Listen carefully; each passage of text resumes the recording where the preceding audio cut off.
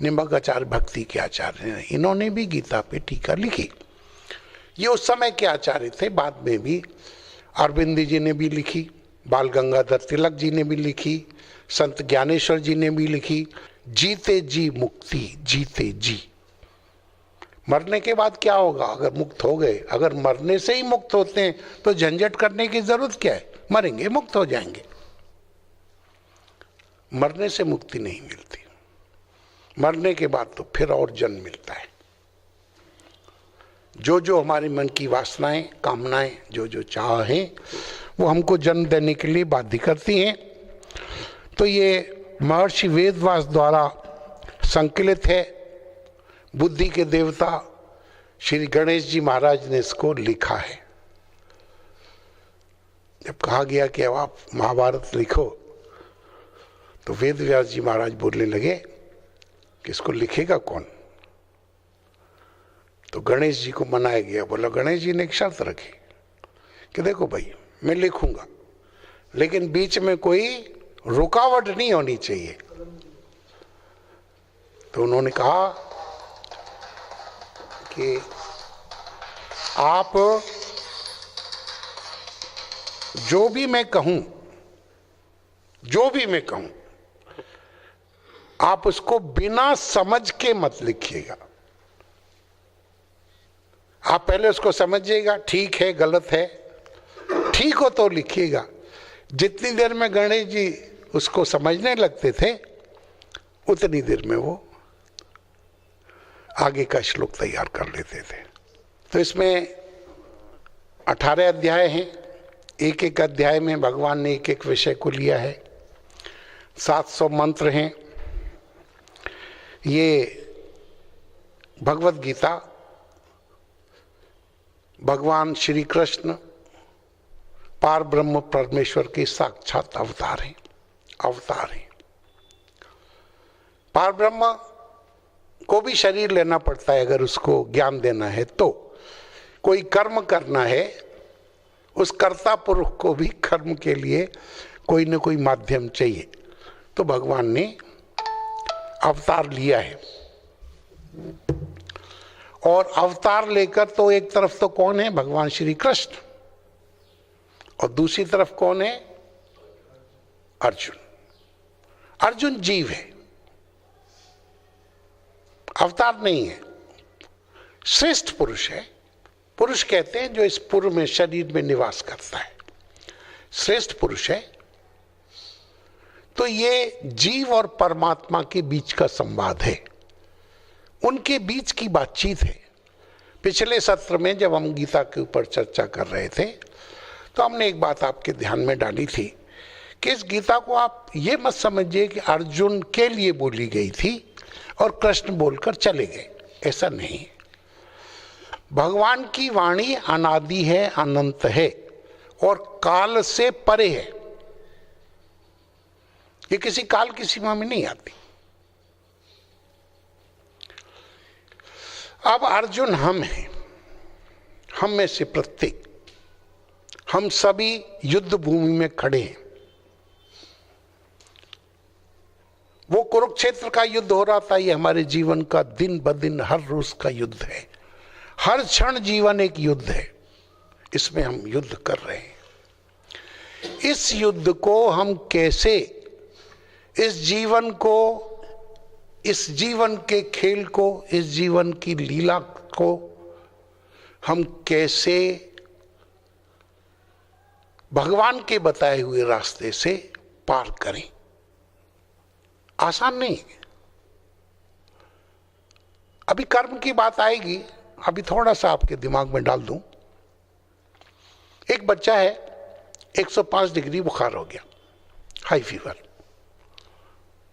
बुखार बढ़ रहा है। अब वो चिल्ला रहा है, बचाओ बचाओ, मम्मी डैडी देखो, वो देखो, ये 4 यमदूत आ गए हैं, ये भैंसा साथ में है, इसके हाथ में रस्सा है, और देखो ये मुझे खींचे ले जा रहे हैं। बहुत जोर से चिल्ला रहा है बच्चा, हाई फीवर है। तो बहुत लोग देखेंगे भी कि कहाँ है वो यमदूत, उनसे कैसे बचाएं। और जो समझदार लोग हैं वो बच्चे के बुखार को नीचे लाएंगे, पट्टी लगाएंगे सिर पे, पैरों में मालिश करेंगे। जैसे ही बुखार 102 आएगा वो सब भाग जाएंगे। अध्यात्म में प्रश्नों के उत्तर नहीं होते, ध्यान दीजिएगा, प्रश्नों के उत्तर नहीं होते, प्रश्न गिर जाते हैं। जैसे वो भूत भाग जाते हैं, भगाने नहीं पड़ते, ऐसे ही प्रश्न गिर जाते हैं। प्रकाश होता है, रास्ते में दिखाई दिया कहीं रस्सी जैसी पड़ी थी, लगा सांप पड़ा है, डर के भागते, मार दें सांप को, क्या करें, कैसे जीवन बचाएं, 100 तरीके। एक क्षण की रोशनी होती है, दिखाई देता है रस्सी है, कहां गया सांप, भगाना नहीं पड़ता। जीवन में कुछ नहीं भगाना है, जीवन को समझना है, समझना है भगवान श्री कृष्ण की वाणी के अनुसार। अब वो बता रहे हैं अर्जुन को कि अर्जुन, तेरा ये जो विषाद है, ये जो तू शोक और मोह से ग्रसित है, ये अज्ञान के कारण है। इसका और कोई हेतु नहीं है। हेतु क्या है? अज्ञान।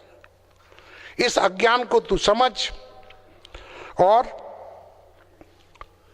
अपना जो कर्तव्य कर्म है अर्जुन का, उस कर्तव्य कर्म को तू भली प्रकार कर।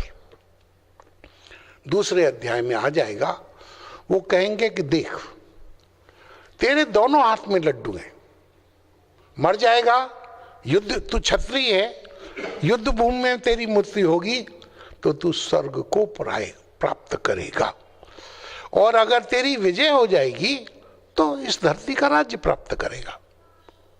ऐसी बुद्धि भगवान दे रहे हैं। एक गाइड है गीता, जो हमारे नित्य के जीवन को, ये जो दुख से भरा है, समस्याओं परेशानियों से भरा है, या फिर हम सम्मोहित हैं। कबीर ने एक बात कही है, कुएं में ही भांग पड़ी है, किससे बात करोगे? जिसके पास जाओ वो यही पूछेगा, बाल आपके बच्चे कैसे हैं, और कामकाज ठीक है, सेहत ठीक है। जैसे वो भी 10, 20, 50 हजार साल जिंदा रहेगा और हम भी जिंदा ही रहेंगे, शरीर छोड़ के जाना नहीं है। अंदर देखो, सब खोखले हैं, सब खोखले, एक दूसरे का हालचाल पूछ रहे हैं। You scratch my back, I scratch your back.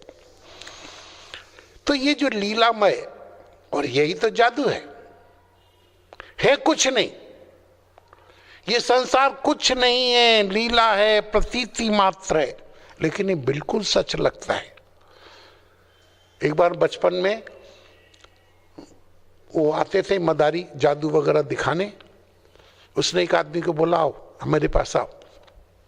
बुलाया, हाथ में नींबू रखा था, बोला जमूरे, इसके नाक में नींबू डाल दें। अपने जमूरे को नहीं बोला उसने, तो उसने ऐसे हाथ किया, बोला ऐसे ऐसे गुड मुड अपनी वो डंडा सा बिछाया और चलो छू। अब वो आदमी नया है, हम जानते थे उसको कि इसका जादूगर का आदमी नहीं है ये, बिल्कुल नहीं है। और अब वो रोए, मेरी नाक बंद, रुका जा रहा है, मैं मरा जा रहा हूं, बहुत दर्द हो रहा है, निकाल इसको, निकाल निकाल निकाल। और हम सब लोग हंस रहे हैं। मैं कह दी तो नींबू वीबू तो कुछ डाला नहीं, वो तो इसके हाथ में था, इसने पता नहीं अपनी गुत्थी में रख लिया होगा, पोटली में रख लिया होगा, लेकिन वो रो रहा है। कुछ भी नहीं है संसार, लेकिन जब आंख खुलेगी तो वो तो संतों ने तो बहुत तरह से कहा है इसको। सपने को भी हम सच करना चाहते हैं। ये सपना दिखाई दिया था, बताओ इसका मतलब क्या है, क्या होगा? और जिन्होंने जाना है वो बोलते हैं जगत है जागृत का सपना, देख तू निज स्वरूप अपना, अपने आप में जाग जरा प्यारे। तो कुछ लोगों ने इसको, गीता को मैनेजमेंट माना है, manual of management, how to manage our business and all that. किन्हीं के लिए रहस्य है, किसी के लिए पूजा करने के लिए, किसी के लिए मार्गदर्शन देता है, किसी के लिए फिलॉसफी का ग्रंथ है, किसी के लिए ये विद्वता का, विद्वानों का ग्रंथ है, इत्यादि इत्यादि अनेक प्रकार से इसकी प्रतिष्ठा है। जो महत्वपूर्ण बात आती है कि आखिर गीता क्या है, सब लोगों के अपने अपने विचार हैं। भगवान कृष्ण क्या कहते हैं? भगवान कृष्ण जो इसके उपदेष्टा हैं वो क्या कहते हैं, वो आप हर एक अध्याय के अंत में देखेंगे। जहां अध्याय खत्म होगा, जैसे पहले अध्याय के अंत में देखेंगे, उसमें लिखा होगा ओम तत्सत इति श्री भगवत गीता उपनिषत्सु। ओम तत्सत इति श्री गीता उपनिषत्सु ब्रह्म विद्यायाम योग शास्त्रे श्री कृष्णार्जुन संवादे। तो इसमें पहला अध्याय है अर्जुन विषाद, अर्जुन विषाद योगो नाम प्रथमो अध्याय। अब इसके ऊपर थोड़ा विचार कर लेते हैं। ये गीता का भगवान कृष्ण के द्वारा वो बता रहे हैं कि गीता क्या है। बोलते हैं ओम, ये पार ब्रह्म परमेश्वर का। अगर हम एक ही श्लोक में इसको संकलित करना चाहें, हमारे मनुष्य जीवन का एक ही उद्देश्य है कि यह जो